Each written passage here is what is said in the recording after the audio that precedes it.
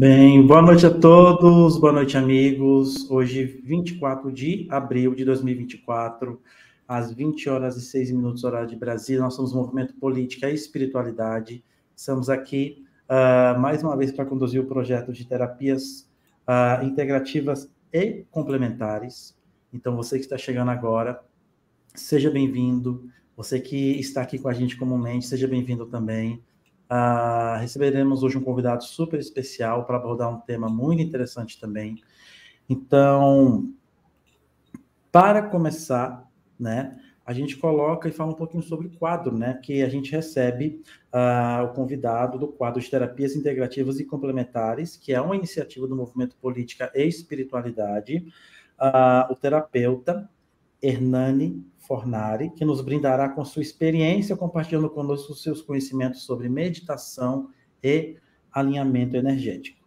Falar um pouquinho do Hernani aqui, para apresentá-lo, né? Ele é carioca do Rio de Janeiro, né? Ele é um profissional dedicado e apaixonado ao bem-estar e ao equilíbrio do corpo e da mente. Ele tem uma experiência de mais de 25 anos de atuação na área como terapeuta e professor, e tem deixado uma marca significativa na comunidade terapêutica, né? Ou seja, pela relevância dos seus trabalhos, né? E o que ele vem realizando durante a sua carreira. O nosso convidado, ele é instrutor de yoga, né? Ele é massoterapeuta, ele trabalha com a terapia sistêmica da respiração. Além de tudo isso, ele é escritor, tem mais de 12 livros publicados e é músico também, né? Então, dá para ter uma ideia do que a gente vai ter hoje, do que virá de fato. Eu também estou aqui com meus colegas, né, que estão sempre comigo, acompanham com a gente. Estou com a Fátima Ferreira, também do estado do Rio, né? Estou com o Victor Tapioca, lá de Feira de Santana, na Bahia, do Nordeste.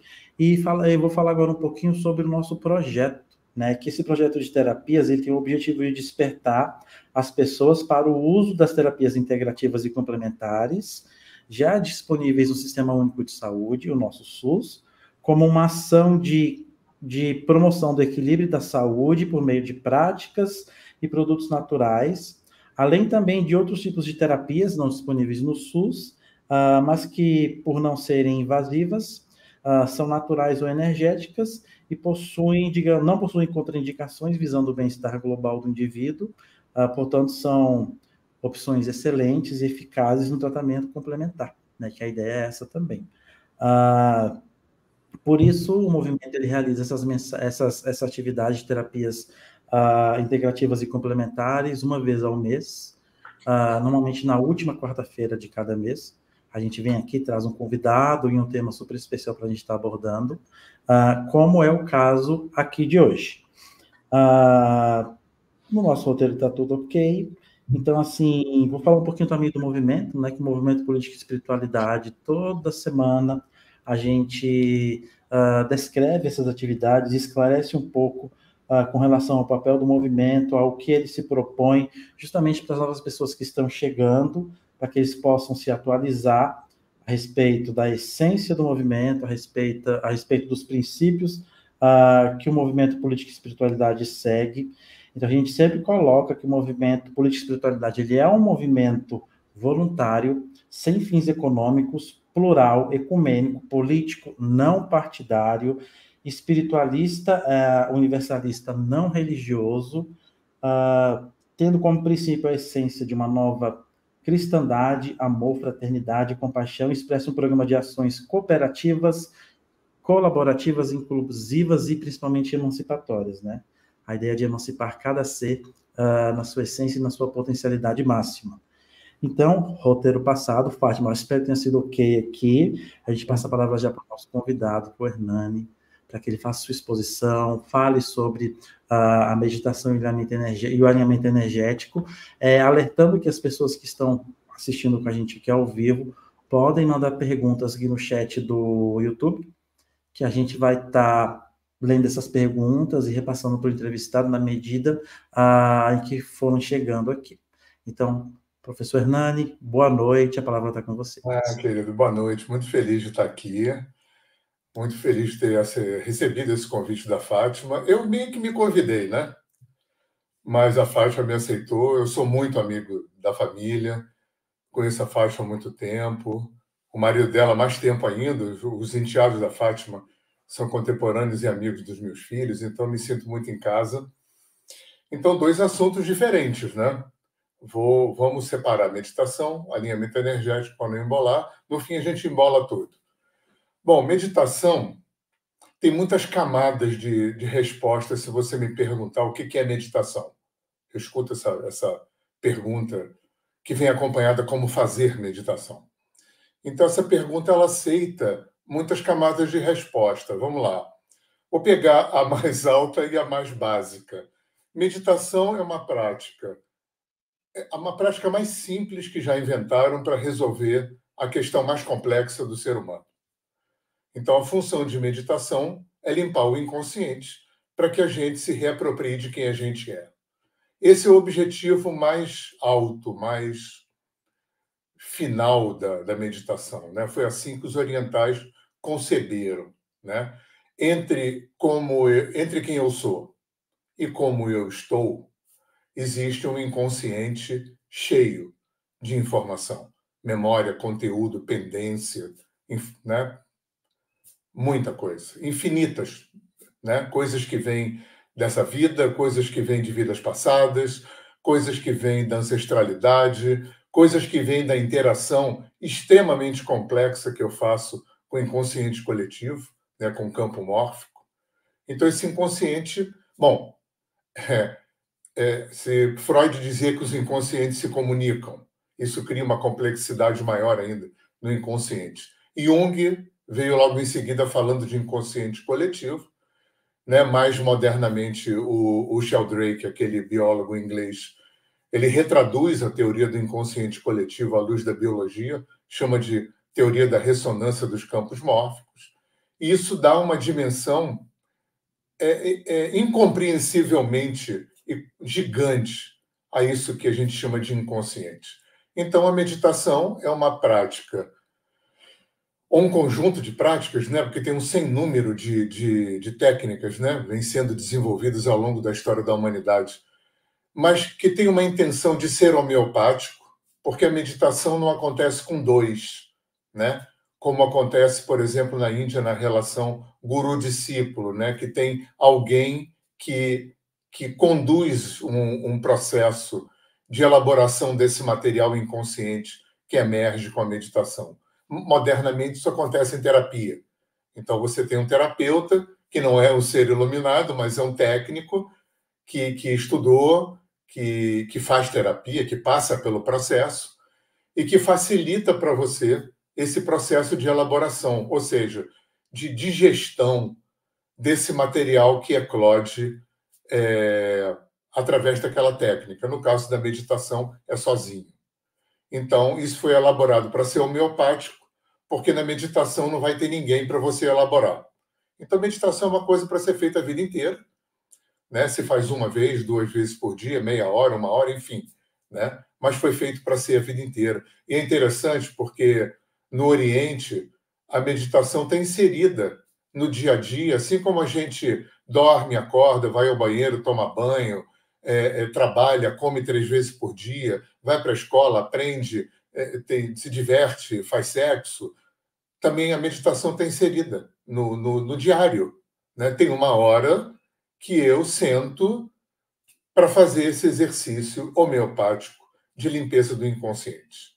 Que é isso que a meditação faz, genericamente falando, né? Então, esse é o teto, né? O top da camada mais elaborada, mais evoluída, mais fina, né? Da meditação. Meditação existe, né? A função da meditação. Eu vou falar desse jeito, é você se iluminar, né? Mas eu prefiro usar daquele outro jeito que eu falei. A meditação é uma forma de limpar o inconsciente para que eu possa me reapropriar de quem eu sou. Quem eu sou? Seja lá como você concebe, seja lá o que isso for, né? O ser, né? Buda dizia que só tem uma única alma do universo, só tem um único inconsciente, só tem uma única mente, né? Eu costumo falar para meus alunos que eu acho que Deus, supondo que Deus fosse alguém, né? Deus não fica cortando pedacinhos de si, colando em cada feto que está que entra numa barriga de uma mãe. Então, a gente compartilha, dentro dessa perspectiva budista, que para mim é a mais lógica, a gente compartilha a mesma alma, o mesmo espírito, a mesma mente, o mesmo inconsciente, né? Daí essa sacada do Jung de um inconsciente coletivo.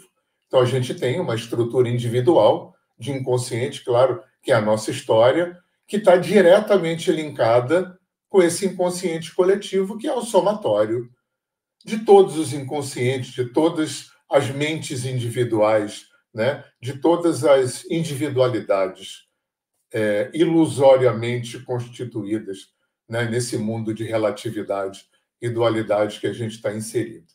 Então, a meditação tem essa função de, ao limpar o inconsciente, a gente restabelecer. Eu acho que isso tem muito a ver com aquela história da física quântica da partícula e da onda, né? Quando Heisenberg, se eu não me engano, né, tem essa sacada que quando observa a onda, quando observa a partícula, quando não observa a onda. Então, parafraseando isso, fazendo uma analogia, eu acho que a onda é o um. E a partícula é esse construto de experiências, de reatividades, de mente, de ego, né, que cada um de nós carrega. Como se cada um de nós tivesse um cone aqui na frente, né, com uma lente, que vai sendo construída, vida após vida, né?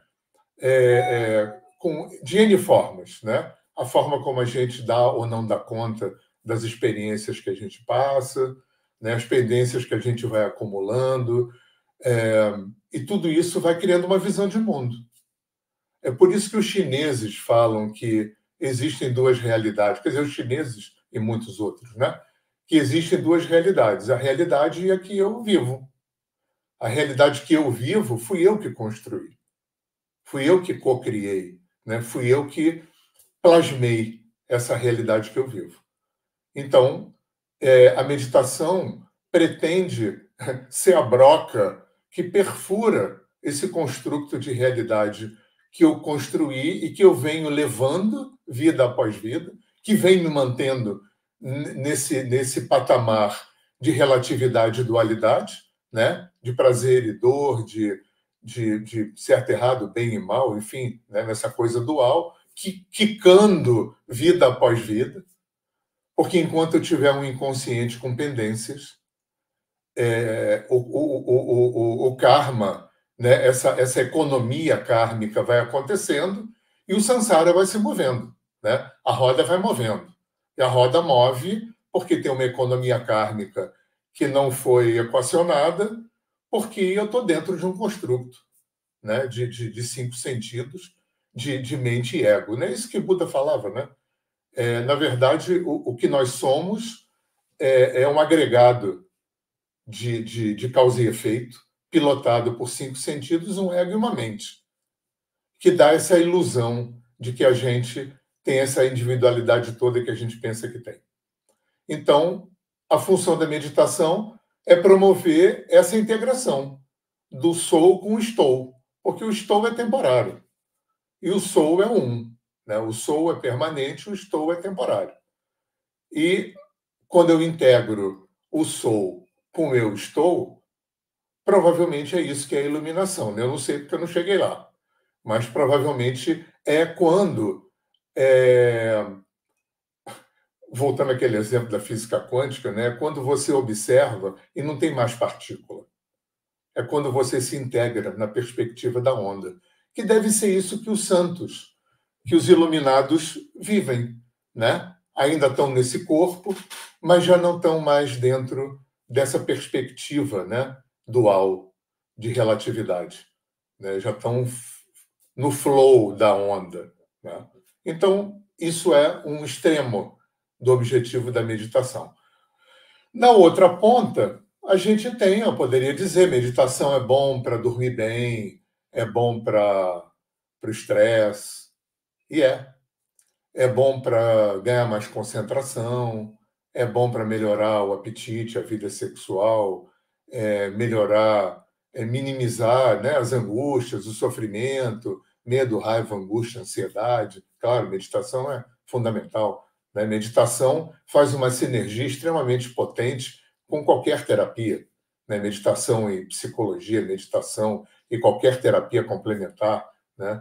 Eu acho, isso é um delírio que eu tenho, eu acho que meditação e psicoterapia devia ser subvencionado pelo governo, meditação devia ser ensinado na escola e todo mundo devia fazer terapia.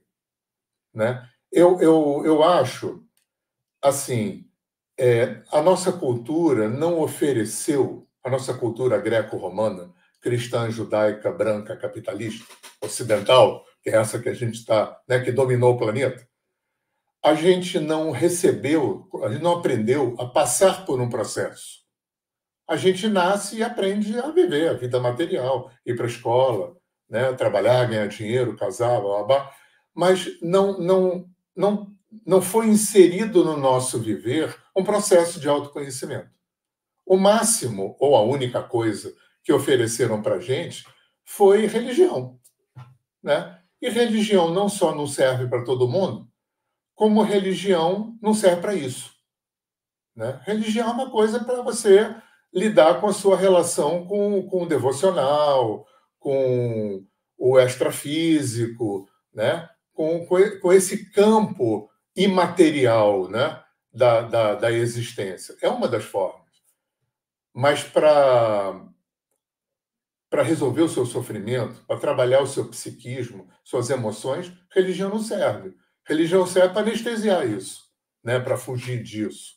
É complicado. Religião tem uma faca de dois gumes com um limiar muito complexo. Né? Se pode te libertar, pode te prender, e é muito complicado essa economia. Né? Então, a nossa cultura não tem um processo. Eu, no meu delírio, eu acho que a consciência planetária precipitou a psicologia para que a gente tivesse um outro. Porque, olha só, você vai na Índia, ou você vai na China, no Tibete, mesmo na África, com os babalaôs, no mundo nativo, com os pajés, com os xamãs, tinha um outro. Tinha um outro. Eu sempre falo que o guru ele desempenha 4 funções na vida do discípulo. Você apreende a luz, a energia do mestre, os ensinamentos do mestre, os exemplos de vida do mestre. Então, para essas 3 coisas, o mestre não precisa estar vivo. Então, tem gente que é discípulo de muitos mestres indianos que já morreram, e você tem uma relação perfeita, né? Com a energia, com a luz do guru, com os ensinamentos que ficam nos livros, com o exemplo de vida, da biografia do guru, bacana. Mas tinha uma 4ª coisa, que era o dia a dia. Então, o que o guru fazia na Índia? Né? Por que tem tantos yogas? Então, você tem Hatha Yoga, que trabalha com o físico e a energia. Você tem o Bhakti Yoga, que trabalha as emoções, afetos, sentimentos. No nível mais alto, as devoções. Você tem o Jnana Yoga, que trabalha com o intelecto, a mente, memória, elaboração. Você tem o Karma Yoga, que trabalha com o agir. Você tem o Raja Yoga, que trabalha com a meditação. Então, o mestre jogava para você todos esses yogas, porque cada um vai trabalhar uma dimensão do teu ser. Com um objetivo central. Pô, bacana, ficar com o corpo saudável, legal. Legal ter equilíbrio emocional, bacana. Legal ter um intelecto brilhante, ótimo. Mas legal mesmo, tudo isso existe para quê? Para liberar material inconsciente. A gente não pode esquecer que a ambiência inconsciente do viver é bizarramente gigante. Né? Eu não sou consciente de nada que acontece no meu corpo. Está acontecendo tudo aqui dentro. 75% de líquido, movimento, tem movimento dentro do meu corpo o tempo todo. Uma usina elétrica mandando input elétrico em hertz. Uma usina química, eu não vou nem falar de átomo, tá? Porque aí fica impensável. Galáxias de células se relacionando, morrendo, se reproduzindo. Eu não sou consciente de nada. Eu só percebo a respiração se eu prestar atenção e coração se eu botar a mão. Quando eu fico doente, dói. Aí eu fico mais consciente do meu corpo. Mas fora isso, nada. Eu não tenho nem consciência nem controle sobre o meu corpo. Não lembro de encarnação passada nenhuma. Não conhecia a minha ancestralidade. Eu conheci uma bisavó daí para trás, nada. Então, eu tenho ancestrais que vêm desde Adão e Eva, desde a ameba primordial. Eu tenho vidas passadas que vêm desde a ameba primordial. Eu não tenho consciência de nada.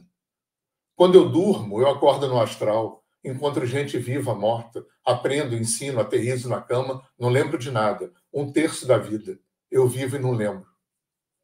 A interação que eu faço com o campo mórfico, com o inconsciente coletivo, consciência zero. E está acontecendo aqui. Eu não sou consciente de nada.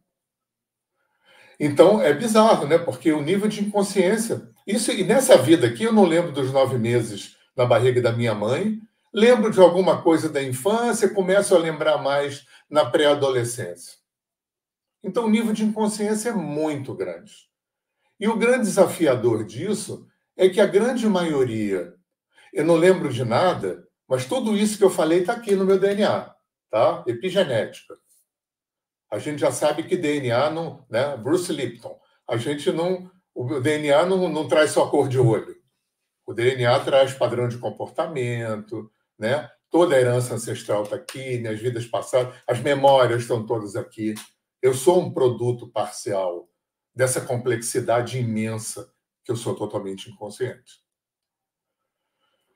Então, Papai do Céu, seja lá quem ele for, né? Eu estou mais para o panteísta do que para o teísta, mas, enfim, né?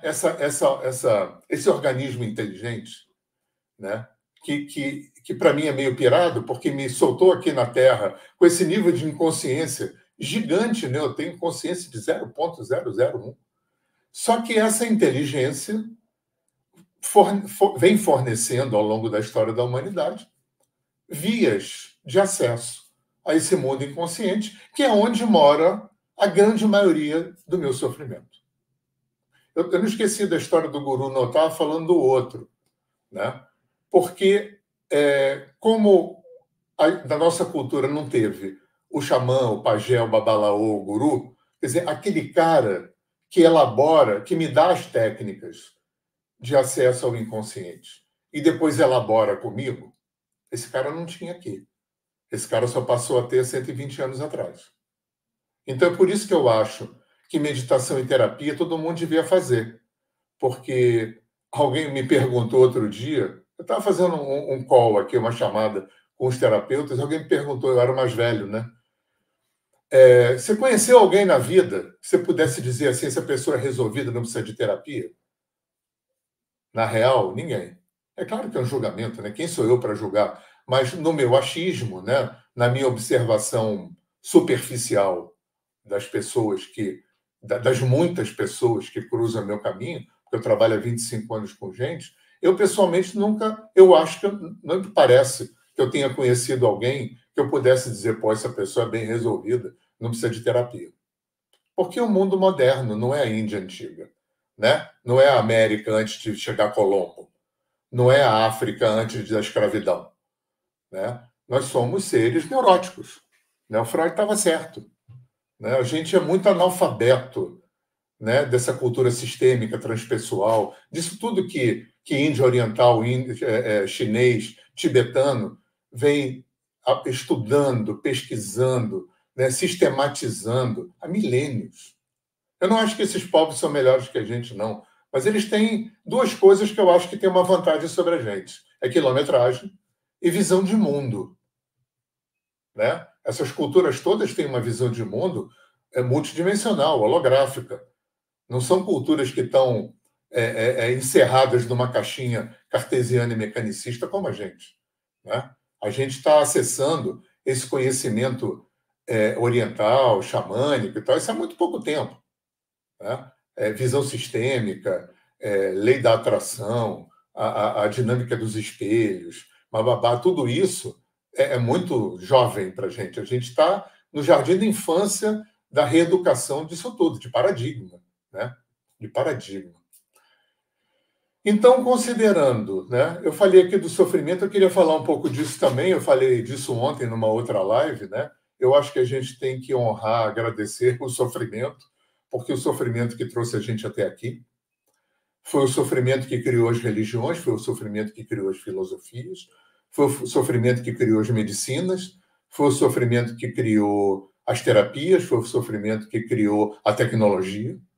Então, direto ou indiretamente, tudo que o homem criou é em função do sofrimento, né? Freud foi muito perspicaz quando ele fala de uma pulsão que é muito primordial para o ser humano, que é a evitação da dor e a busca do prazer. Então, Buda falava que a gente nasce quando sofre e sofre para morrer. E passa a vida lidando com um cardápio gigante de sofrimentos. Sofrimento físico, moral, social, profissional, ético, psicológico, emocional, e por aí fora. A gente fica quicando a vida inteira nesse ping-pong dual de prazer e dor, prazer e dor, prazer e dor, né? Feio, bonito, bem e mal, certo e errado, e por aí vai. Então dói, né? Dói o tempo todo, né? Fases mais, fases menos, em uns mais, em uns menos. Mas, via de regra, tem sempre alguma coisa que não está bem. Então, o sofrimento é inerente, constante e basilar na nossa história. O homem, tendo contato com isso lá nos primórdios, porque o sofrimento, né, imagina a taxa de sofrimento no homem das cavernas e dali para frente, né? Imagina a Idade Média. A gente não tem essa noção, né? Hoje a gente sofre, mas a gente sofre muito menos do que já se sofreu, em vários níveis de sofrimento. Então, o sofrimento trouxe a gente até aqui. A grande força que alavancou a gente até aqui. Então, a meditação é uma dessas formas que eu acho, né, que eu tenho certeza, que foi gerada muito lá atrás para ser uma coisa simples. Olha que coisa interessante, é simples, mas não é fácil. Isso é um desafio, é simples, muito. Meditar é de uma simplicidade absurda, mas de uma dificuldade enorme, né? Disciplina, constância. E uma disciplina que tem que ser uma disciplina sem rigidez, porque se ficar rígido já mata o processo. E é muito difícil esse fio da navalha de ter disciplina sem rigidez, de ter constância, determinação, objetividade sem rigidez, sem autocobrança, sem culpa. É um processo que, entre outras coisas, a meditação é o relaxamento da mente, né? Uma coisa importante de falar da meditação, para a gente falar também do alinhamento energético, existe um tipo de cognição que ficou desconhecido, não considerado pela nossa cultura, pela psicologia, pela psicanálise, que o hindu chama de mente testemunha. O índio americano eu vou chamar de visão da águia. Tem no meu aparelho psíquico uma parte, uma função, que é capaz de observar o evento, né? De me observar, de observar o outro, de observar a vida, sem analisar, sem interpretar, sem elaborar, sem julgar, apenas observar. E uma vez perguntaram para Buda para que isso servia, né? Já me perguntaram várias vezes, professor, para que serve eu observar sem avaliar, sem julgar, sem interpretar, sem analisar? E Buda dizia, serve para você receber a vida do tamanho que ela tem. Porque a gente não pode esquecer que penso, logo existo, só funcionou no tempo do Descartes. Foi importante naquele tempo, o cara que praticamente inventou a ciência ocidental, inventou a filosofia ocidental, mas perdeu a validade. Porque talvez sinto, logo existo, esteja mais perto do que é. Existo, logo penso. Sabe por quê? Porque eu comecei a sentir, na terceira semana de gestação, na barriga da minha mãe. O meu sistema nervoso central começou a ser construído, eu já aferia a vida pelo canal do sentir. Para sentir não precisa pensar, sentir é corporal, e a única coisa em mim que está sempre no presente. A minha mente, em geral, está no ping-pong passado, futuro, passado, futuro, passado, futuro. Para eu pensar, eu precisei nascer, aprender a falar e minimamente elaborar. Porque pensar é uma fala, né? Por isso que o Lacan falava que o inconsciente se estrutura na forma da linguagem também, né? O Jung falava que o inconsciente se estrutura na forma do símbolo. Eu acho que essas duas coisas são muito complementares. Agora, vê bem o gap de tempo que tem entre a terceira semana de gestação e quando uma pessoa consegue pensar elaborando, minimamente. Deve ter 4 anos de tempo. Então, o que me conduz pela vida é sentir. Porque sentir é corporal. Sentir é a única coisa em mim que está no presente. Isso é que me... E o sentir tem esse problema. Na nossa cultura é pior ainda, porque como a gente acreditou que pensar era o produto mais nobre que o ser humano produzia, eu cresci numa família de intelectuais ouvindo isso, o sentir ficou relegado. O nosso nível de inteligência emocional é minúsculo. As mulheres têm muito mais que os homens, mas é minúsculo. Então, por isso que a gente fica fazendo turbilhões com as emoções.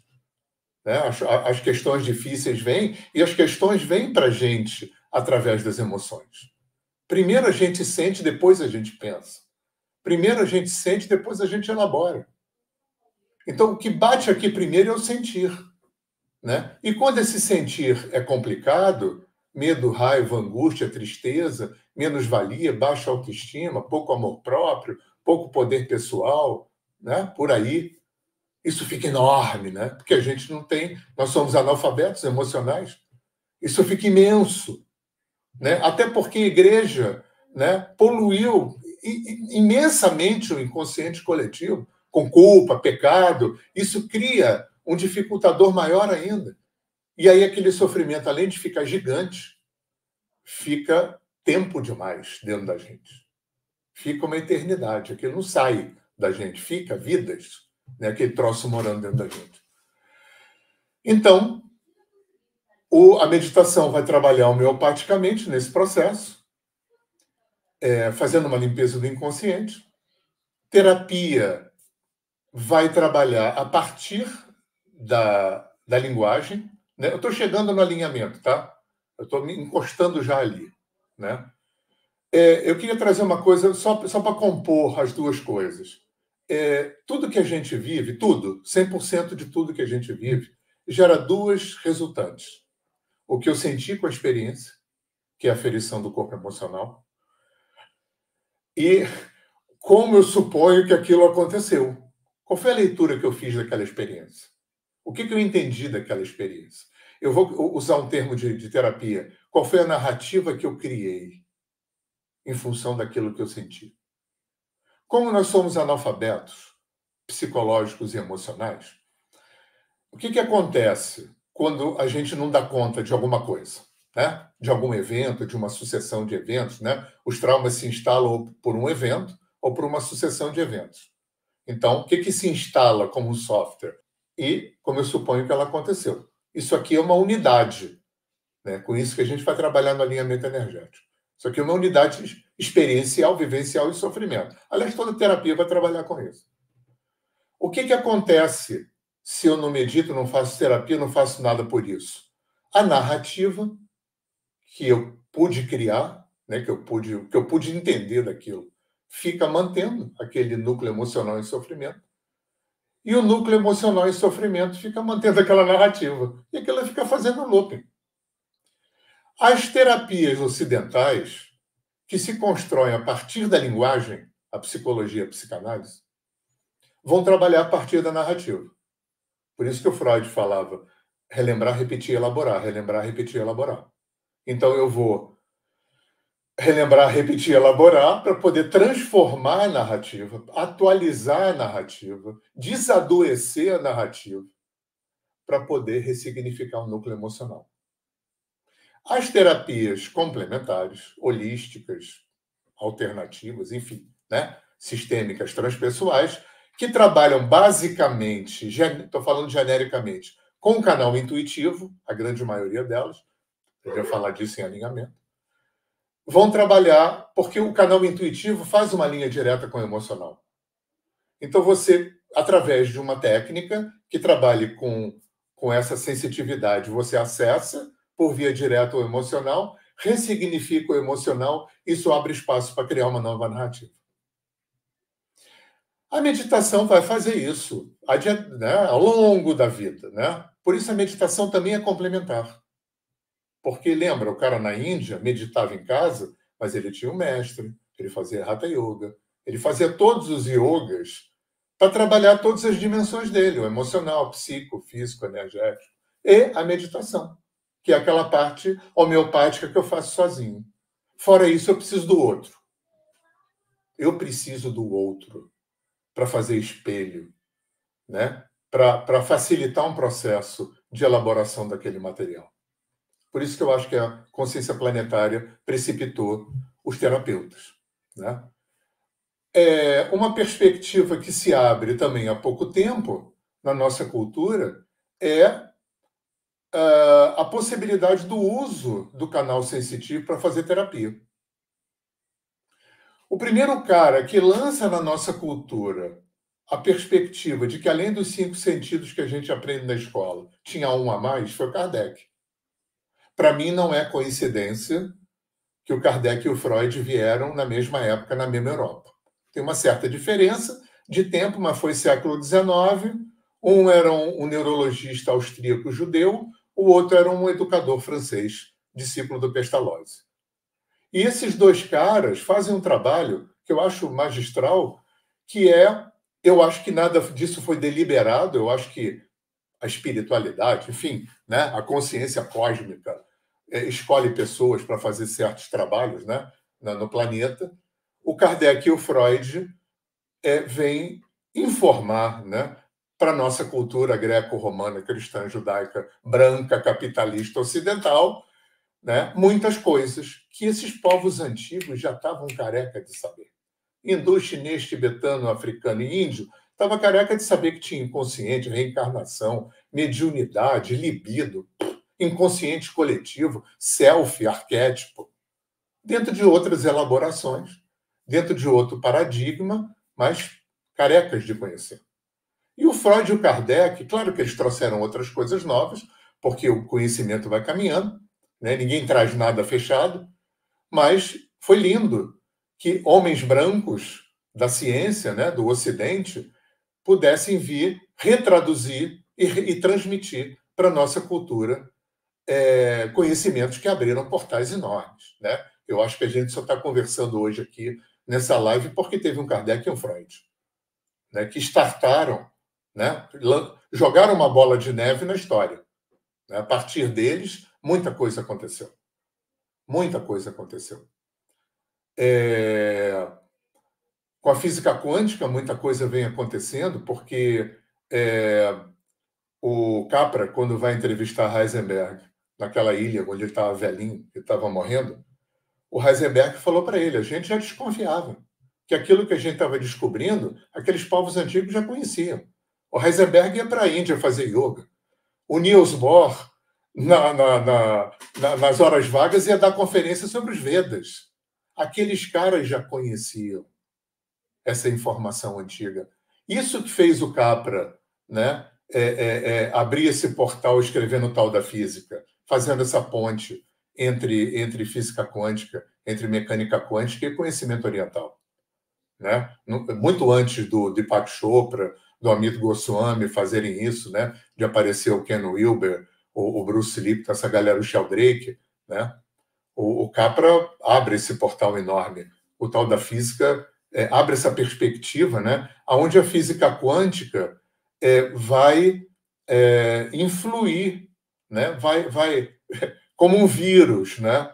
Vai entrar na educação, na ecologia, na espiritualidade, na psicologia, né? Trazendo esse material. Olha que coisa interessante, né? Você vê que tem o Freud e o Kardec, tem a física quântica nos anos 10, 20.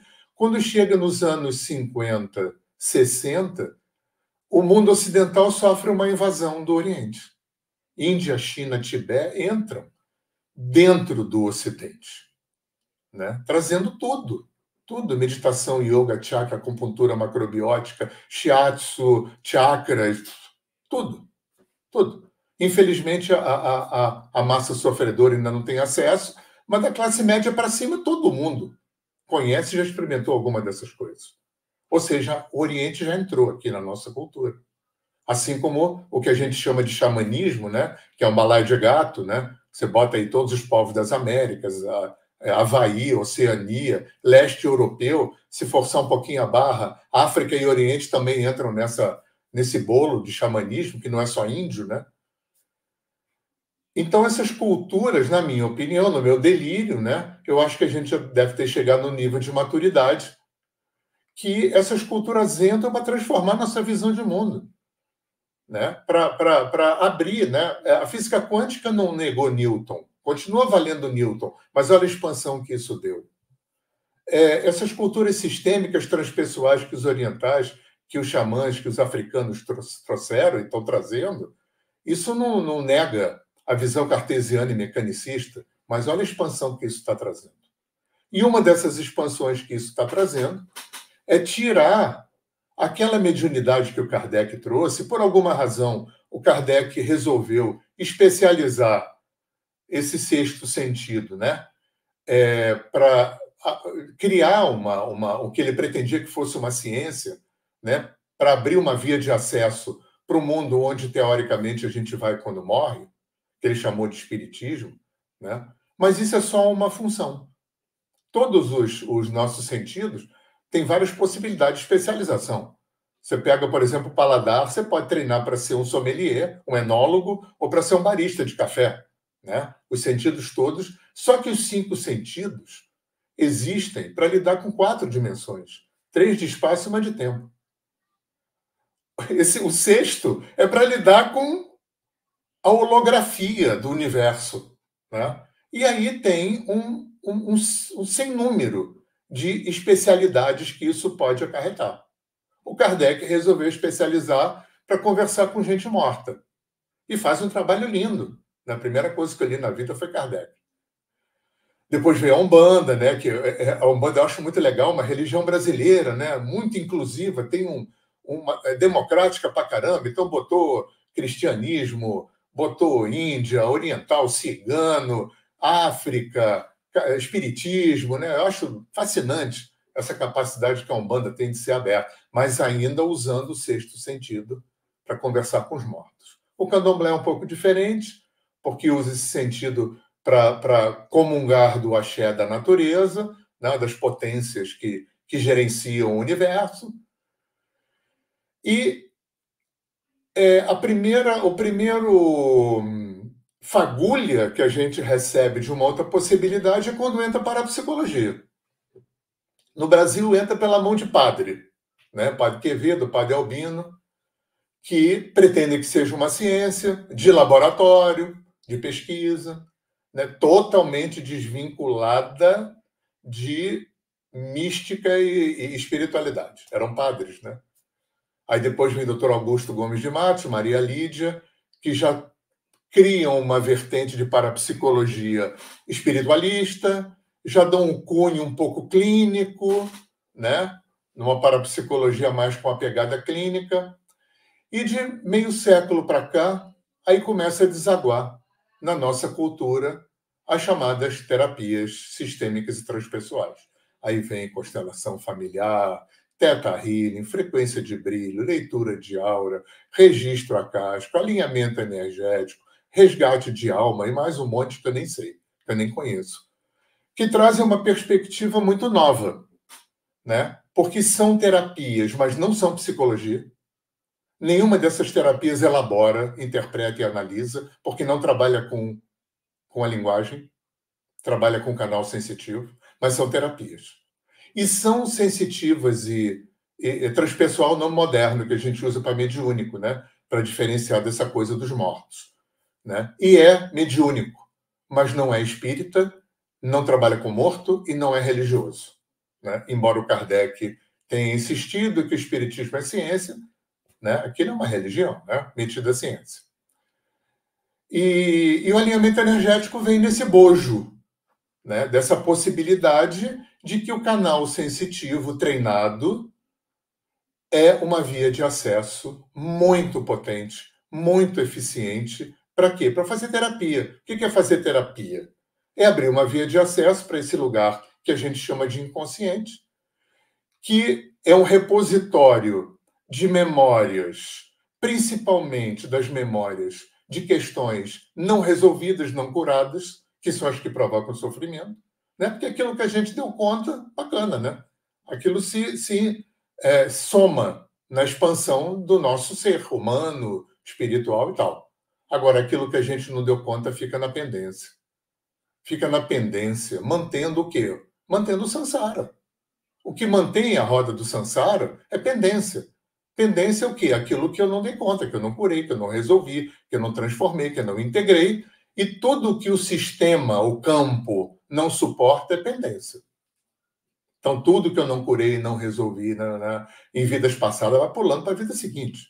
Tudo que a geração de uma família não curou, não resolveu, não integrou, não melhorou, vai pulando para a geração seguinte. Isso não tem uma relação necessariamente com reencarnação. Isso é uma transmissão mórfica. É outra via de transmissão. A gente tem transmissão genética, transmissão mórfica, transmissão kármica. Tem várias vias de transmissão de informação. De informação de quê? Basicamente, dependência. Claro, tem transmissão de talento, de um monte de coisas, com certeza. Mas a pendência é mais importante. A pendência é tão importante. Quer ver uma coisa interessante, neurociência? O cérebro, tem duas coisas do cérebro interessantes. O cérebro não opera distinguindo passado de presente. Olha que coisa legal. Tudo o que não foi resolvido, curado, o cérebro opera como se tivesse acontecido ontem, hoje. E outra coisa interessante do cérebro, sabe aquela coisa que a gente fala muitas vezes? Pô, fulano, tanta coisa boa na vida, você só pensa no ruim. Uhum. O cérebro tem uma tendência a focar no que não está bom. Se você tem 90 coisas legais e uma que não está legal, o cérebro vai tender a focar no que não está legal. Por quê? Porque não está legal. Porque o cérebro também dá suporte. Para quê? Voltando um pouquinho lá para o Oriente. Porque tem duas coisas, basicamente, que permeiam o universo. É movimento e autorregulação. O universo é um organismo em movimento. Aliás, não tem nada que esteja parado, né? Nada. Eu me lembro de uma palestra de um monge indiano nos anos 80. Lá pelas tantas, ele bate na parede e fala assim, para vocês isso é objeto inanimado, né? Todo mundo, né? Aprendi na escola, cadeira. Ele falou, bota no microscópio eletrônico. Vê a dança de movimento que tem nessa parede. Então, essa é uma das características do universo, é ser movimento, todo movimento. Isso tem a ver com impermanência. Né? A única coisa permanente na vida da gente é a impermanência, tudo passa, e a gente lida mal com isso. Eu fiz uma live recente sobre isso. E autorregulação. Isso é uma chave legal. Né? Todo o universo é autorregulador, autorregulante, autorregulável, autorregulado. Cortou aqui no braço, já vem macrófago, linfócito, célula T, autorregular. Então, o universo todo trabalha em todas as instâncias, né? Do bóson de Higgins a maior buraco negro. O universo está todo fazendo essa dança de desequilibra, equilibra, desequilibra, equilibra, que é assim que o universo se expande.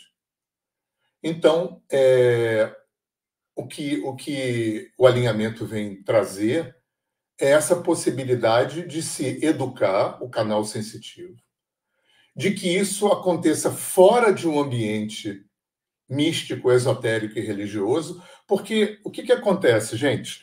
Essa quantidade de conhecimento milenar que foi gerada pelos orientais, pelos africanos, pelos xamãs, pelos povos das Américas, né? Uma quantidade imensurável de conhecimento, milenarmente, né? 3, 4, 5 mil anos é muito tempo. Deu tempo de testar, experimentar, elaborar, sistematizar abundantemente, profundamente, de uma complexidade. Né? A filosofia oriental é de uma complexidade imensa, né? Que influenciou o desenvolvimento da filosofia ocidental através dos ingleses. A gramática ocidental é influenciada através dos ingleses pela gramática sânscrita. A gente tem influências que vieram indiretas. Agora, o grande desafiador, que eu acho que a gente está vivendo esse momento, né, quando eu falei que o Oriente invade o Ocidente, que os xamãs também estão chegando, né, os índios estão chegando a partir dos anos 80, 90 aqui no Brasil. O grande dificultador disso tudo é que quase 100% de todo esse conhecimento gigante produzido por todos esses povos vem dentro de uma embalagem religiosa. Eu acho que isso, quando chega na nossa cultura, eu estou falando em termos de ciência ocidental, isso quica. Por quê? Porque uma série de razões. Né? Porque a ciência é construída por homens brancos racistas, né? Ingleses que chegaram na Índia, na China, olharam aqueles caras de cima para baixo como se fossem todos, vou usar um termo feio, tá? Mas como se fossem todos crioulos primitivos, que é assim que eles olhavam. E aquele conhecimento extremamente sofisticado gerado por todas essas culturas, né, ficou meio relegado a superstições. Décadas, séculos. E hoje, através... Não é brincadeira, não. Através do movimento hippie. Porque tudo isso ganha permeabilidade para entrar aqui através do sexo, drogas e rock and roll dos anos 60, 70. Quando tem essa explosão de contracultura. Isso abre um portal para entrar todo esse conhecimento do Oriente. E, claro, mais recentemente, do que a gente chama de xamanismo. Né? E aí a gente está nessa festa, né? Onde não tem mais secreto, né? Cabalá era só rabino judeu depois dos 40 anos que estudava. Hoje está em qualquer livraria. Você quer saber o 13º grau da maçonaria, também está no livro. Né? Acabou o secreto, porque eu acho que abriu um portal que permite que a gente possa se apropriar, reler, adaptar. Que eu acho que é isso que essas terapias sistêmicas e transpessoais fazem. Adaptar. A gente não é índio nem tibetano. Né? E a embalagem religiosa não serve para todo mundo.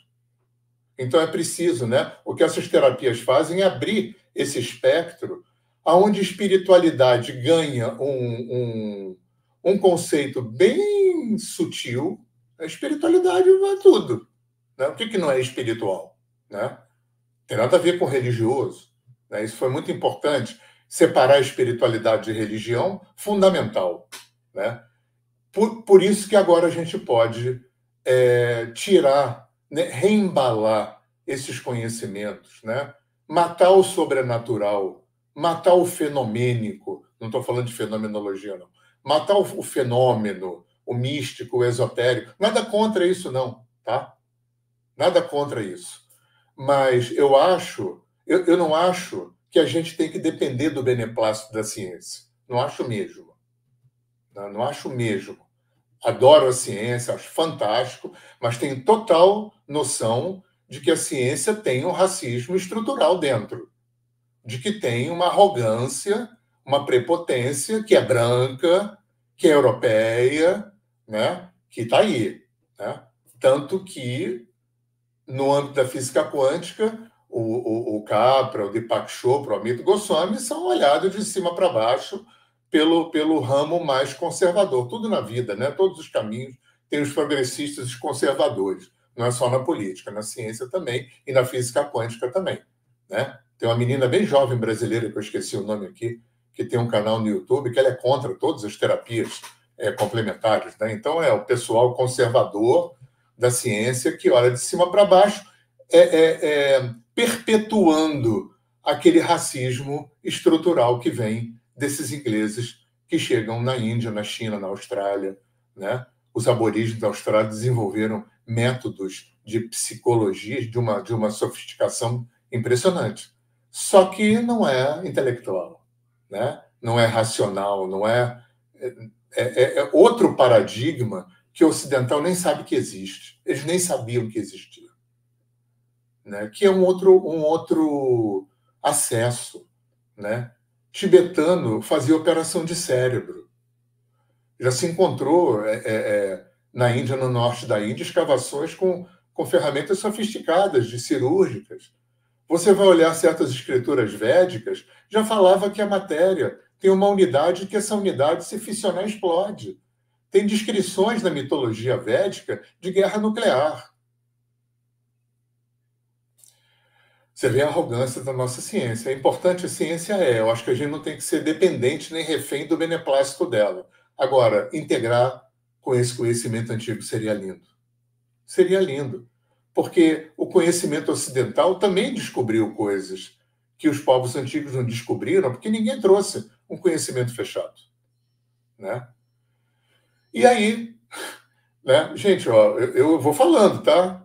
Vocês podem eu não estou controlando o tempo, não, tá? Alguém aí me manda calar a boca. Pode ir falando, professor. Uma pessoa que nasceu no estado do Rio, em Volta Redonda, aí pertinho onde a Fátima trabalhou tanto tempo. Ele nasceu em Volta Redonda, chamava Luiz Delgado Nascimento, ele faleceu em 2002, ele era agrônomo e farmacêutico. E ele, por ser agrônomo e farmacêutico, ele teve uma inserção com os índios na Amazônia e no sul do Brasil, porque ele acabou se radicando no Paraná. Lá ele casou, teve família, e lá ele faleceu. Só que ele era um pesquisador de ervas medicinais. Ele tinha em casa um laboratório onde ele fazia garrafadas, tarará, né, óleos, vinhos, um monte de remédios a partir das ervas medicinais. Ele era um sensitivo, daqueles que vê elemental, morto, de olho aberto. Ele tinha um canal sensitivo extremamente aberto. Ele não pertencia a nada, não era de religião nenhuma, mas foi um grande estudioso, um grande pesquisador, tinha um conhecimento enciclopédico. Eu não o conheci. Eu entrei para o trabalho um ano depois que ele faleceu. Eu aprendi o alinhamento com a pessoa que trabalhou os últimos 5 anos com ele e recebeu o bastão, né? Quando ele faleceu, essa pessoa, que é uma fisioterapeuta do Rio de Janeiro, chamada Mônica Oliveira, que me ensinou, e ela é a responsável por esse trabalho hoje no mundo todo. Ela trabalha no Rio e na Europa, ela levou esse trabalho para a Alemanha, para a Itália, para a Inglaterra, enfim, e eu sou a pessoa que leva esse trabalho por todo o Brasil. E o Aloísio, nessas andanças que ele teve pelos índios, ele via pajé curando. Ele contava isso para a Mônica, que ele viu centenas, milhares de vezes pajé curando, tanto porque ele tinha um interesse fitoterápico, como ele tinha uma capacidade de ver os bastidores da história. Então ele contava para a Mônica que quando o índio vinha doente, ele atendia o sintoma com pagelança, né? Que a gente conhece, né? Canto, erva, maraca, tambor, dança, fogueira, beleza. Mas ele via que o pajé sempre ia fazer uma prospecção ao que seria um psiquismo do índio, com o que seria um canal sensitivo, com o que seria uma pergunta. Falando isso porque não era tão elaborado assim que o índio fazia, né? Tudo do jeito de índio. Mas com uma pergunta, né? O que aconteceu na tua vida, né? Que você não deu conta, que hoje está se apresentando, se somatizando como uma doença física, uma patologia, uma dificuldade emocional, social, profissional, não importa, né? O Aloísio viu tanto isso. É claro que cada etnia faz diferente, enfim, mas isso chamou tanta atenção dele que foi a primeira vez que ele teve uma perspectiva de que a tal mediunidade, que ele só conhecia em centro espírita ou umbandista, com a finalidade de trabalhar com o desencarnado, né? Resgatar desencarnado do umbral, desmanchar magia negra, trabalhar questões de vida passada, encaminhar o obsessor. Legal, bacana, trabalho fantástico. Mas ele nunca tinha tido a dimensão de que o tal canal mediúnico também servia para fazer terapia. Porque era isso que os pajés iam fazer. Eles iam prospectar no psiquismo do índio. É claro que pajé também encaminhava obsessor, também seres da natureza, aquela coisa toda, mas tinha uma abordagem no psiquismo. E isso chamou a atenção do Aloísio. Uma outra coisa que chamou a atenção do Aloísio, quem conhece centro kardecista, você vai no centro kardecista, um bando um pouco diferente. Eu não sou expert nada disso, não, mas eu sou um pesquisador autodidata e andei por todas essas coisas. Aí tem um médium que faz uma triagem, né? Que olha os bastidores de você, aí fala: você vai para a palestra, você vai para passe. Ah, não, você vai para aquela sala. Aquela sala é uma sala que tem uma mesa, em geral, que tem 1, 2, 3, 4, 5 médiums, uns doutrinadores, e o médium incorpora o o sujeito morto que estava acoplado no sujeito vivo. Eu vi muitas vezes isso, inclusive de mim. Né? É bizarro aquilo. O que o Aloysio sacou nessa dinâmica, né? nessa operacionalidade? Quando o médium incorporava o obsessor, que estava colado no cara vivo, ele não estava mais no cara vivo. Ele estava falando aqui. Juntando o Lé com o Cré, o que o Aloysio sacou? O mesmo canal sensitivo que desinstala um cara morto de um cara vivo, desinstala o quê? De um ser humano? Memória. Que era isso que o índio fazia. Terapia.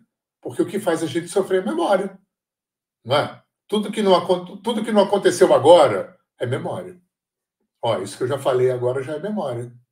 Então, o que me faz sofrer é memória, que mora em mim. Em geral, naquele lugar que chama inconsciente. Bababá, aquele papo todo. E foi essa sacada que o Aloysio teve para criar o alimento energético. E que muitos tiveram. Né? Isso veio no Jorro. Eu acho que a consciência planetária abre uma via de conhecimento e um monte de gente começa a produzir. Né? Metodologias, tecnologias, dentro de um viés muito parecido. Né? Constelação familiar é muito parecido. Teta Healing é muito parecido. Né? Tem as suas peculiaridades. Né? A constelação trabalha mais a perspectiva do sistema familiar, o alinhamento trabalha mais o indivíduo. No alinhamento, a expressão sensitiva é mais explícita, na constelação é mais implícita. Né? O Teta Healing já trabalha também mais parecido com o alinhamento, mas tem uma coisa mais... tem um pezinho na linguagem, tem falas, né? Já tem uma elaboração falada, né? Mas tudo está dentro desse viés. É terapia, mas não é psicologia. E é sensitivo, mas não é espírita nem é religioso. Então, o alinhamento vem dentro desse viés. Né? Falando um pouquinho de mim nessa história, para quem se interessar, eu trabalho com isso há 21 anos, dando curso por todo o Brasil. Distribuo gratuitamente meus e-books. Né? Quem quiser os meus e-books de alinhamento energético, enfim, eu tenho 3 e-books que eu distribuo gratuitamente. Um e-book tem a ver com toda a minha história com yoga e ayurveda, e os outros 2 e-books têm a ver com alinhamento energético. É só entrar em contato comigo. Você botar Hernani Fornari no Google, você me acha, Instagram, Facebook. É só você pedir que eu te mando os meus e-books. E eu dou curso por todo o Brasil. Né? Gente, eu não sei mais o que eu vou falar.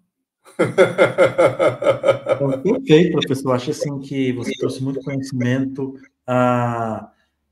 que assim a gente passaria, né, semanas discutindo cada tópico desse. A gente chegou no momento agora em que a gente vai passar a palavra para cada um dos integrantes, para que eles façam considerações e também, né, ler algumas considerações que tem aqui no chat. Antes de começar, eu quero dizer que a gente tem um vídeo sobre a meditação e o alinhamento energético, que era para ser passado aqui, só que houve um problema técnico. Né? Então, o morto da TI que está aqui falou que não consegue executá-lo, não consigo executar o vídeo agora, mas que ele vai estar disponível nas páginas do movimento, nas redes sociais do movimento, logo após a live. Tá? Obrigado, Ricardo Moço da TI disse aqui.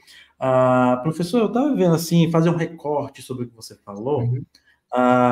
E você falou algo que chamou muita atenção sobre esses processos de autoconhecimento e percepção da consciência, de como esses processos eles não estão, digamos, tão disponíveis e práticas na nossa sociedade hoje, que é uma sociedade, digamos, mais ocidental, nesse sentido. É possível fazer um exercício de quais seriam esses impactos positivos no nosso comportamento coletivo em uma sociedade, se esses processos estivessem disponíveis como, digamos, como políticas públicas na área de educação, de cultura ou até de saúde? Vou usar uma palavrinha que Buda usava. Eu não sou budista, não, mas acho que Buda foi um cara esperto. Para mim, foi o cara que mais conheceu a mente humana. Compaixão. Porque se eu descolo desse olhar cartesiano e mecanicista, que eu vou falar um negócio difícil aqui, porque isso dá um congresso, que é o pai do fascismo. Tá, mas tem uma complexidade desse raciocínio que a gente não vai entrar aqui, porque isso dá um congresso, né? Se eu descolo o meu... Por que eu falo que é o pai do fascismo? Pela origem que isso tem, né? Pela construção da onde isso vem. A visão de mundo que quem construiu isso tinha, né? Aquela coisa europeucentrista, brancocentrista, que constrói a nossa filosofia e a nossa ciência. Então, eu acho que se a gente se apropria, se a gente agrega, traz para junto os africanos, os povos das Américas, os orientais, né? Claro, e também a ciência, e também a neurociência, a psicologia, se a gente tira esse caráter hierárquico que a nossa cultura criou para o conhecimento, gente, isso abre uma perspectiva de compaixão, de amor ao próximo. Eu acho que aí Jesus pode funcionar. Eu acho que aí Marx pode funcionar. Porque eu acho que Jesus e Marx só não funcionaram porque houve um brancocentrismo que dominou o planeta. Houve um capitalismo que dominou o planeta. Enquanto tiver meu em detrimento do teu, pirâmide social, né? Não vai funcionar Jesus, nem vai funcionar Marx. Então, eu acho que compaixão talvez seja a porta para isso. Eu sou você, você sou eu. A tua dor me toca, né? Eu te ouço, não me importo com você, né?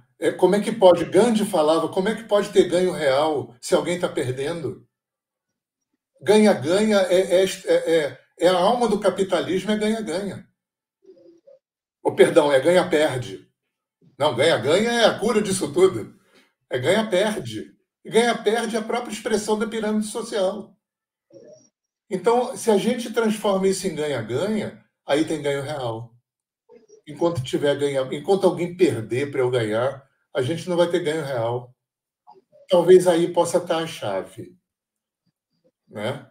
Da serenidade, da tolerância, da compaixão, da solidariedade, da paciência, né? Da suavidade, de um viver cooperativo, né?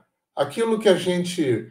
uma coisa que me tocou muito, assim, foi um choque para mim. Eu falei do monge que bateu na parede, né? Falando, vocês acham que isso é inanimado, né? Esse cara, numa palestra, o Gil Rosani conheceu ele, o Somitila. Isso nos anos 80. Esse cara vira e fala assim: se Deus chegasse agora e num passe de mágica transformasse aqui agora no paraíso, a gente transformava no inferno rapidinho. Aí ele falou uma frase que foi assim demolidora para a gente naquela época. A gente não tem capacidade de viver no mundo que a gente sonha. E a gente ainda não tem. A gente ainda transformaria em inferno o paraíso se Deus transformasse em paraíso. Então, acho que a gente baixando a bola, né, saindo dessa coisa europeu-cêntrica, dessa coisa hierárquica, né, e trazendo para o nível de humanidade, gente. Essa coisa que índio tem. O homem não é o top de linha da criação, né? A Bíblia fez essa não é a Bíblia, essa interpretação fez um desserviço enorme, né? Deus cria o mundo, bota o homem como top de linha e o mundo é um grande supermercado. Gente, é claro que a gente destruiu. A mim incomoda, mas não me surpreende. Porque qual foi a informação que a gente recebeu como cultura? Olha só, tudo para vocês, pode usar à vontade. E a gente usou. E estragou. Sabe por quê? Porque não é sagrado. O sagrado ficou circunscrito a religioso. Agora, você senta com o índio, né? Eu tive essa oportunidade, né? A Fátima conhece a Aldeia do Sol, que é um centro de xamanismo, que são meus vizinhos. A gente teve a oportunidade de receber as maiores lideranças nativas norte-americanas. Assim, o líder dos Cheyennes do sul dos Estados Unidos, o líder dos Ojibwe do norte dos Estados Unidos. E você vê claramente que tem uma visão de um mundo diferenciada. Nós somos apenas mais um. E aí, se eu considero isso, e se eu trago para a minha visão de mundo um olhar animista, não é o animismo do Kardec, não. né? Está tudo vivo. Se está tudo vivo, isso cria uma economia de viver totalmente diferente. Como é que eu vou jogar veneno no rio se o rio está vivo? Agora, se o rio é alguma coisa que Deus criou para eu usar, beleza, eu vou jogar veneno. Né? O rio é um rio, é água, H2O. Agora, se o rio é vivo, né? Dá uma outra perspectiva. Se a pedra é viva, se a terra é viva, se a árvore é viva, né? Viva como ser consciente, né? Aí você fala para um ocidental consciente, pensa logo no cérebro que pensa, né? Mas índio conversa com pedra, índio conversa com árvore, conversa com bicho. Por quê? Porque tem um olho, tem um canal que acessa essa possibilidade de, de, de inconsciente coletivo. Né? Então, acho que talvez a porta seja essa, a gente fazer o que a gente sabe, né? Já é, a gente já sabe muito mais do que a gente consegue fazer. Então, eu acho que meio por aí, né? A gente sabe muito mais do que a gente consegue fazer. Quando a gente vai ali para a Bahia, Victor Tapioca, faça as suas considerações aí com o professor, enfim, sua pergunta, se tiver. Olá, professor. O professor acabou falando praticamente tudo aquilo que eu teria assim de ideia, de pergunta. Ele praticamente já respondeu na exposição que ele fez. Muito boa exposição, assim, foi uma verdadeira aula. Estou aqui ainda assimilando, né, as ideias trazidas pelo professor. E vou rever essa live novamente para poder assimilar melhor ainda. Professor, tendo a concepção de que nós não somos apenas um corpo físico, mas uma sobreposição de corpos. Corpo físico, emocional, mental inferior, mental superior, búdico e átmico. Qual é a relação da meditação com esses corpos? Eu queria entender melhor. Um yogi, por exemplo, um grande yogi, que a gente conhece aí, né, da Índia, por exemplo, do Oriente, ele, com um estado de meditação profunda, ele consegue acessar esse último corpo, esse corpo átmico, e ter uma experiência do nada absoluto. Como seria, né, a relação da meditação com esses corpos? Olha, Vitor, você traz uma sistematização que eu não conheço muito, que vem mais da teosofia e da Rosa Cruz, né? Dessa linhagem mais do esoterismo ocidental. Eu não conheço muito essa área, até porque essa divisão de corpos, se você for olhar na literatura mundial, você vai encontrar N divisões diferentes. Divisões trinas, divisões em 4, divisões em 7, em 12, em 14, é uma loucura, né? Então, eu meio que desisti um pouco na minha vida de entrar um pouco nessa área muito técnica, né? Assim, eu vou te falar hoje, eu tenho 68 anos. Hoje o que me interessa é o sofrimento humano. Não me interessa mais muito, assim, eu já fui muito descarafunchar livro e minúcias técnicas de filosofia, esoterismo, essa coisa toda. E, cara, eu sou muito cabeção. Eu percebi que isso estava servindo para inchar o meu cabeção. Então, eu acho que eu precisei de duas coisas na vida. Eu falei para vocês que eu venho de uma família de intelectuais, né? Primeiro, eu tive que fazer terapia para aprender a sentir. Porque, sendo homem ocidental e vindo de uma família de intelectuais, sentir passou batido, né? Então, aprender a sentir foi uma coisa que ocupou muito tempo na minha vida. Eu fui fazer terapia haitiana, terapia corporal, justamente para entrar nessa dimensão da percepção do sentir. Mais para frente, eu entro nessa história do alinhamento energético, que foi uma loucura, porque eu estava dando aula de yoga, esse troço caiu no meu colo, assim como um piano de cauda, despencando do prédio. Né? Eu namorei a Mônica Oliveira, que é essa pessoa que aprendeu com a Luísa, e eu podia até não ter, né? Ela podia ficar dando aula de yoga, ela fazendo alinhamento energético, mas por alguma razão eu me apaixonei por essa terapia, dei muito trabalho para quebrar essa coisa mental, né, elaboracionista, né? Dei trabalho para caramba para me para me entender, eu estou perdendo a palavra, para me assumir como um sensitivo. Tive que quebrar toda essa coisa que está no imaginário, né, do sensitivo é um dom, e não é. Para ser sensitivo tem que ser primo irmão do Chico Xavier com uma espiritualidade ilibada, e não é. Para ser sensitivo tem que ser ético, né, e ter expertise numa técnica, né. Enfim, eu tive que quebrar muitas dessas coisas. Umas eram preconceitos, outras eram ignorância, né.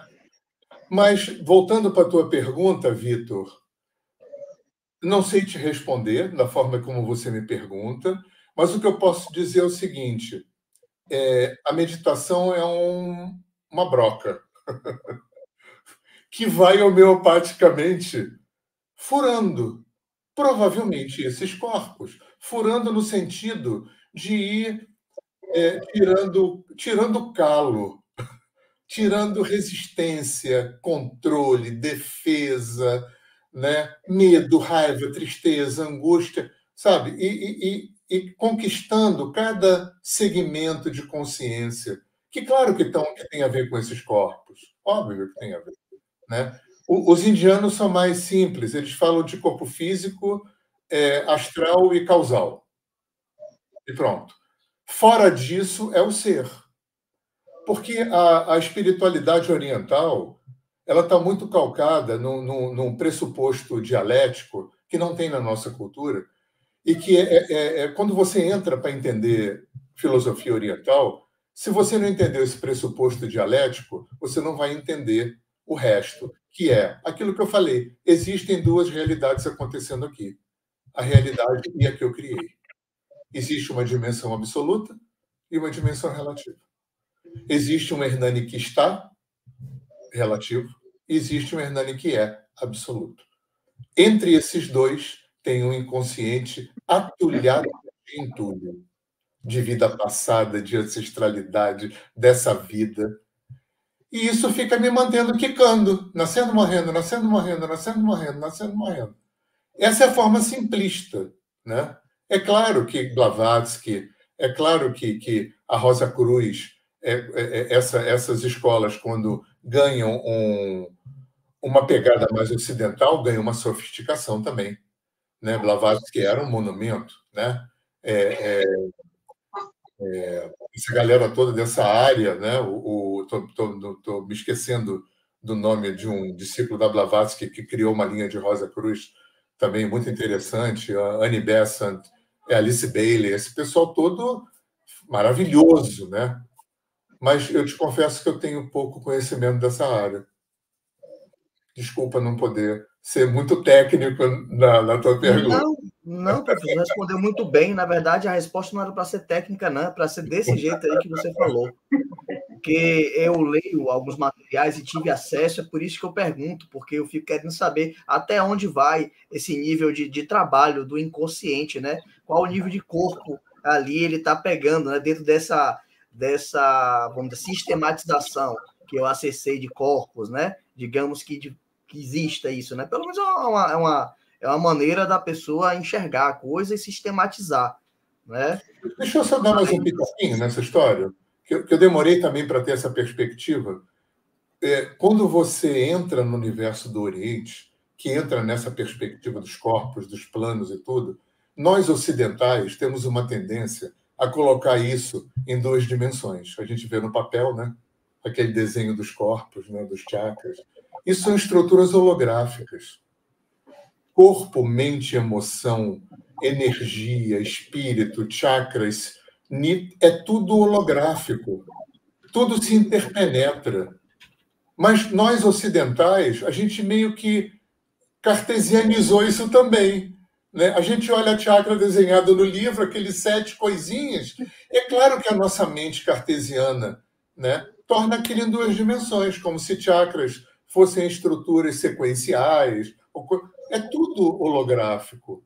Está tudo interpenetrado, acontecendo passado, presente e futuro o tempo todo, né? Os chakras são estruturas simbólicas, arquetípicas, né? Funcionais, né? Enfim, isso também dá um congresso.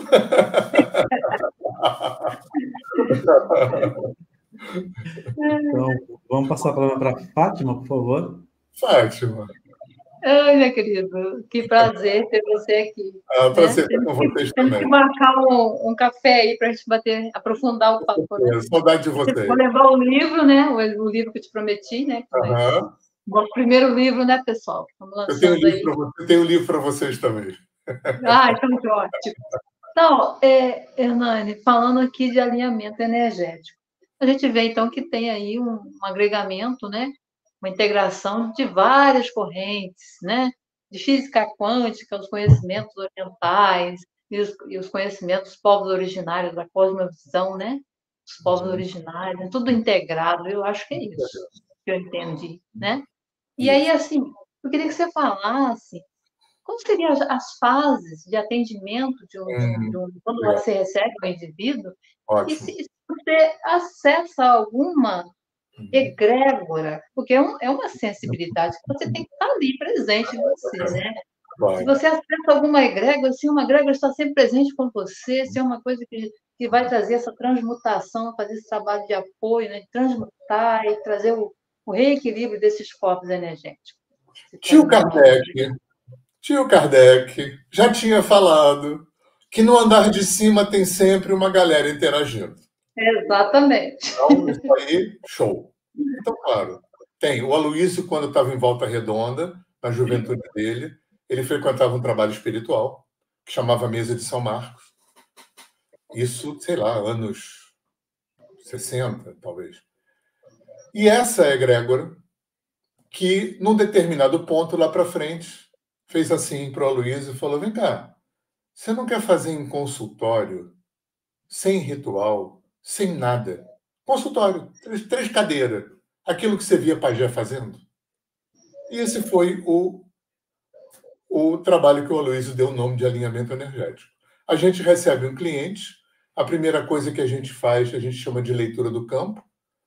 Leitura do campo é mais ou menos assim, o que o teu campo está trazendo para trabalhar além do que você vai me dizer. Porque aquilo que o cliente vai trazer para trabalhar pertence à esfera do consciente do cliente.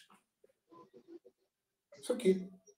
Por mais que a gente seja elaborado, trabalhado em terapia, culto, erudito, vai ser sempre isso aqui, perto do gigante que é o mundo inconsciente. E eu acho que de religião, terapia, psicologia, só existe porque existe um inconsciente. Então, essa primeira fase, o terapeuta vai... o terapeuta é uma interface.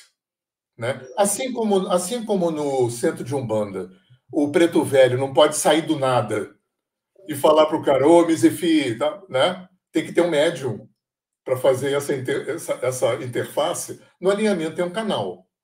Então, eu vou receber do campo, né? O campo é esse nome genérico, né? Dessa grande inteligência. Né? Eu vou receber do campo informação e vou retransmitir para o cliente essa informação. No alinhamento, a gente não elabora, não interpreta, não adivinha. Tá? Então, o que o cliente vai ter com esse ato de leitura? Material para elaborar. No alinhamento, quem tem que interpretar, analisar, entender, elaborar é o cliente. Na segunda fase do trabalho, aí entra o trabalho. Né? Porque essa primeira fase é legal, é um bônus. Né? O que o teu campo está te dizendo? O que você está trazendo para trabalhar, além do que você vai dizer? Mas o trabalho é um ato mediúnico. Gente, é surreal. Vou contar uma boa nova para vocês. Não precisa mais morrer para ser incorporado. A gente incorpora a pessoa viva. Então, no alinhamento, eu me incorporo, literalmente, mediunicamente, memórias. Claro, eu não posso incorporar o cara vivo porque ele está vivo, né? Então, o que eu me incorporo? Memória, trauma, medo, angústia, raiva. Lembra? Foi a sacada do Aloysio, o mesmo canal sensitivo. Que descola um cara morto de um cara vivo, descola a memória do psiquismo do cliente, como ele viu o Pajé fazer. Na terceira fase, aí você passa por uma situação fantástica. É muito legal ver o cliente passando por isso, porque você assiste você falando fora de você. Ou melhor, você assiste partes de você falando fora de você. Então isso é muito doido, né? Você assiste trauma, medo, raiva, angústia, coisas de você falando fora de você. É muito doido. Na terceira fase, é claro que isso é encaminhar, assim como o doutrinador encaminha, convence o obsessor para ser encaminhado para uma escola, para um hospital, para melhorar de vida. Aqui a gente tem um canal com dirigente. E esse dirigente conversa com aquele trauma, para que aquele trauma aceite ser encaminhado para voltar a rodar no sistema do cliente da forma original. Porque o cliente está tristeza, ele não é tristeza. Ele está tristeza porque ele viveu alguma situação que ele não deu conta e aquilo se... Lembra? O que eu falei lá atrás. Viver produz duas resultantes. O que eu senti e como eu me entendi. Aquele é um software. Não é muito diferente de computador. Isso aqui é um hardware. Eu tenho um sistema operacional que é estar vivo, que ainda é melhor que o Windows. E eu vou fazendo o quê? Instalando o programa. E esse programa fica fazendo o quê? Looping com o sistema. Looping. Eternamente, se eu não fizer nada com isso. A terapia vem quebrar esse looping. Como eu não sou tristeza, eu estou tristeza em função de uma experiência que eu não dei conta. Se você captura a experiência, desinstala a experiência, o cliente pode voltar a experimentar a sua natureza original, que é outra polaridade da tristeza, que é a alegria. A alegria é constitucional. A tristeza não. Eu sou alegria e estou tristeza. Enquanto eu estou tristeza, eu não experimento alegria. Agora, não tem mágica. Então, o Aloysio falava que 50% é feito na consulta, mas 50% está na mão do cliente. Porque quando o que a gente chama de corpo de cura, de corpo em luz, que é todo aquele material em sofrimento, que é expresso mediunicamente, que é encaminhado para transmutação, que volta como um corpo de cura, ele volta como um corpo de cura potencial, que vai ser instalado ou não. Porque a diferença da gente para computador é que a gente não é eletroeletrônico. A gente é biológico, emocional, psicológico. Então, o computador, quando dá pau e você chama o técnico, ele reformata o HD e instala o programa novo e fala, olha, a senha é essa. Você bota a senha e sai funcionando. A gente não. O novo programa, ele é instalado mediante o uso da senha. É um processo de instalar. Senão era mágica. E mágica não tem. Ou então o terapeuta tinha que ser um Chico Xavier da vida para fazer um ato mediúnico, mirabolante, que também não é. Então, o que resta? Resta um trabalho potente que te devolve uma probabilidade, uma potencialidade que você vai instalar. O cliente tem que se responsabilizar pela sua história. E aí o cliente recebe um dever de casa que é um password, que é uma senha. Às vezes uma frase, uma música, uma imagem, para suprir esse gap. Rapidamente, assim, só trazendo para a neurociência. Quando você instala um trauma, né, você passa uma experiência difícil ou uma sucessão de experiências, instala um trauma, uma coisa que você não deu conta, o cérebro precisa da hardware. Então, o cérebro cria uma rede de sinapses para dar hardware para aquele trauma.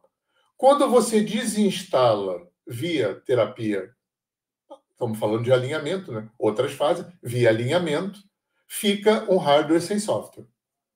Quando volta o corpo de cura, vem um software sem hardware. O corpo, o cérebro, precisa absorver aquelas vias neurais que não têm mais função, porque o que rodava o trauma não serve para rodar o outro conteúdo, e ele precisa produzir uma nova rede neural para poder rodar aquele novo software. Isso tem um gap de tempo que é biológico também. Então, sobretudo biológico. Então, a senha funciona como uma âncora de PNL, mais ou menos, né? Como um mantra para você suprir esse gap biológico. Usando um exemplo rápido também, você vai no hospital, faz uma cirurgia. No último dia, o médico vai te dar alta, ele te dá uma receita com analgésico, se doa, antibiótico para infeccionar, acabou o trabalho dele. Se o cliente não comprar nem tomar, pode ser que doa, pode ser que infeccione, pode ser que tenha que voltar para o hospital, pode ser que tenha que operar de novo. E alinhamento é literalmente uma cirurgia no campo da energia. Literalmente. E a senha é uma espécie de cicatrizante, de salvaguarda. Para quê? Para o cliente não sujar o que está sendo limpo. O Bert Hellinger, das constelações, falava que, às vezes, uma constelação pode ficar até 2 anos reverberando no campo do cliente. Alinhamento também. E terapia holística, sistêmica, transpessoal também. Então, o cliente tem que pegar o bastão do processo para poder instalar aquele programa que você reformatou o HD, tá? E está ali. O resto, a instalação do programa está na mão do cliente. Senão era mágica, e mágica não tem. Senão também era fácil, né, gente? Você faz um monte de M na vida, paga uma consulta e sai feliz da vida, vai fazer mais coisa errada? Não vale, né? Justamente, não faria nenhum sentido, né, professor? Agora, eu tenho uma colega aqui no chat, que a gente já vai para essa parte, vai para os encaminhamentos, que ela fez uma colocação muito interessante, eu vou projetar na tela, e vou ler para que todos vejam, né, que no caso é a Márcia, e ela diz o seguinte, né, ela agradece: obrigado, professor Hernani, por esclarecer a necessidade de reconhecer e ampliar vias de acesso ao inconsciente, como forma de curar pendências de nossas existências e dar chance de não perpetuar sofrimentos. Perfeito. Isso aí. Né? A alma do negócio. Essa é a alma do negócio. Ela pegou bem nesse sentido. E ela coloca mais uma coisa aqui. A gente vai aprender a não reter. Né? A receber a vida do tamanho que ela tem. A aprender com aquilo que a vida traz e despachar. Tem mais aí? Tem mais. Ela colocou mais uma aqui que diz que sua fala faz muito sentido ao sugerir que meditação deveria ser ensinada nas escolas e que os governos deveriam oferecer terapia para todos. Pois é. Na Índia, pelo menos, era assim, né? Antes de ficar aculturado demais, a criança, quando chegava na época que tinha atravessado a puberdade, ia aprender a meditar. Ia aprender a meditar. Porque aquilo tem que se inserir na vida, igual comer, fazer cocô, dormir, nananã. Meditar faz parte da rotina do dia a dia, né? Perfeito, professor. Então, gente, a gente está chegando aqui ao encaminhamento final da nossa live. Muito bom. Acho que preencheu totalmente a nossa expectativa e superou a quantidade de conhecimento que o professor trouxe aqui para a gente poderia fazer, né, um congresso para falar sobre todos esses temas. Quero agradecer a presença do Victor Tapioca. Maravilhoso. Também. De todos que estão aqui no chat acompanhando e que acompanharão, né, porque essa live ficará gravada no YouTube do Movimento. Para mais informações sobre o professor Hernani, ele tem uma página no Facebook, né? Hernani Fornari. Tem Facebook, Instagram, tem o canal de vídeos no YouTube, tem o canal de podcast no Spotify. E os e-books gratuitos, que é só pedir. E eu vi no seu Instagram, professor, que você vai começar cursos agora. Tem algum curso para começar, para quem tiver interesse? Como é que está esse encaminhamento? Legal, eu não ia fazer o merchandising sem vocês jogar essa bola, também era demais, né? Eu ficar fazendo propaganda. Vou. Por favor. Eu tenho um curso que começa... Eu tenho dois formatos. Tem um formato extensivo, que são 5 finais de semana, durante 5 meses, um final de semana por mês, que eu só faço no Rio.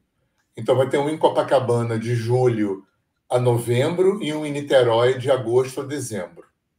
E tem um formato intensivo de 9 dias, que setembro, feriado de Independência em Curitiba, e novembro, no feriado da República, em Porto Alegre. E mais informações, entra em contato comigo, que eu dou direitinho, tá?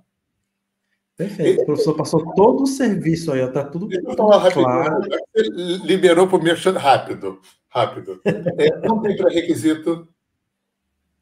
não tem pré-requisito, não tem que saber nada. Se você quer fazer transição de carreira, se você quer se tornar terapeuta, se você não quer se tornar terapeuta, muita gente, faz o curso só para passar pelo curso e para aprender a técnica para usar em si, tá? Vocês vão aprender a trabalhar individualmente, em grupo, à distância, com empresas e casas, trabalhar com casal, com animais, tá? Dei o recado todo aqui. Perfeito, serviço completo. Então, assim, gente, boa noite a todos. Muito Tenham uma bom. ótima semana. Professor, até em breve, que eu sinto que teremos mais interação aí pelo futuro. Obrigado, Fátima, todo mundo. Boa noite a você. Tchau, tchau. Obrigado, Leandro. Obrigado, Vitor, Fátima.